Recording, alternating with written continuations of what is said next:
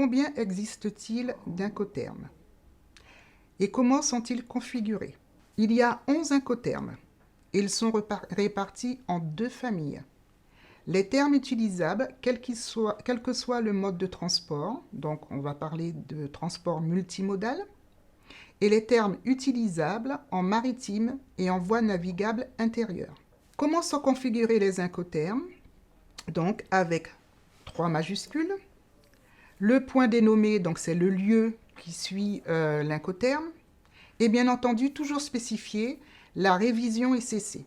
Nous étions jusqu'au 31 décembre 2019 aux incoterms 2010. Donc nous mettions par exemple CIF, porc et langue, incoterm 2010. Bien maintenant, en 2020, je vais donc mettre un CIF, porc et langue, incoterm 2020, pour que mon interlocuteur sache de quel incoterm je parle et lequel on va donc devoir utiliser en cas de problème. En exemple à l'achat, donc j'ai un DPU, Delivered at Place Unloaded, donc c'est un incoterm ICC 2020. Les incoterms sont donc classés par groupe et il en existe 4. Le premier, qui est le groupe E, Lexworks, sortie 2, en anglais Departure, et le XW, ce groupe représente l'obligation minimale du vendeur qui doit simplement mettre les marchandises à disposition de l'acheteur, donc à l'usine de départ. C'est le plus simple.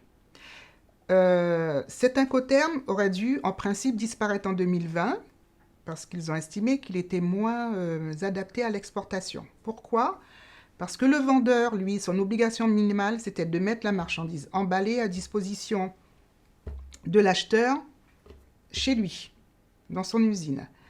Sauf que l'acheteur, s'il se trouve à l'autre bout du monde, il va falloir qu'il gère la douane de départ, le préacheminement et tout jusqu'à destination chez lui, tout le reste. La difficulté, c'est qu'il puisse trouver derrière un agent qui puisse faire ce travail correctement. Et deuxième hic, si je puis dire, c'est qu'en faisant un EXW, l'expéditeur peut difficilement récupérer sa preuve de dédouanement de la marchandise. Après, nous avons le groupe F, free, donc libéré, c'est-à-dire que la douane export est donc effectuée. Nous avons le FAS, le FCA et le FOB. Le vendeur transfère la responsabilité des marchandises en termes de risques et de frais au moment où celles-ci sont remises au transporteur, préalablement désigné par l'acheteur. Ainsi, le vendeur ne supporte pas le transport principal. Donc là, le vendeur, sa responsabilité est un tout petit peu plus étendue, mais malgré tout, ça sera l'acheteur qui va désigner les différents transporteurs. Ensuite, nous avons le groupe C, Cost, transport principal payé. La responsabilité du vendeur donc ira un peu plus loin. Nous avons le CFR, le CIF, le CPT et le CIP.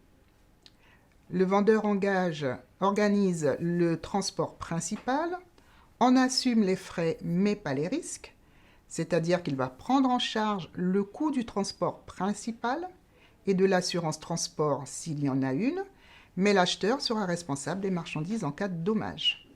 Donc en fait, si je fais un CFR, je ne prendrai pas d'assurance pour le compte de l'acheteur. Je la prendrai donc pour moi, parce qu'avec un CFR, je vais organiser le transport principal, donc je vais prendre l'avion, le bateau, peu importe, et je vais donc organiser le transport jusqu'à la frontière, jusqu'à le port d'arrivée du pays de destination.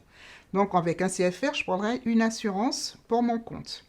Si je prends un CIF, en fait, c'est le CFR plus l'assurance. Et à ce moment-là, je me trouve dans l'obligation de prendre une assurance, mais pour le compte du destinataire.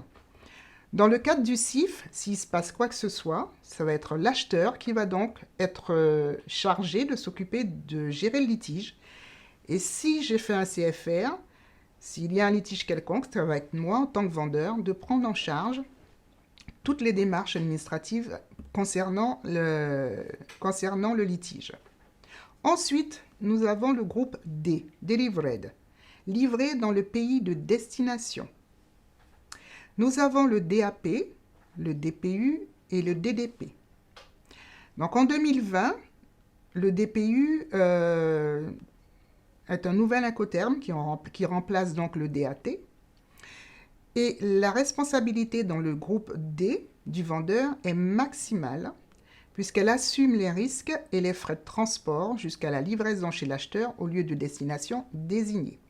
Donc dans le groupe D, la responsabilité du vendeur, elle va vraiment très loin.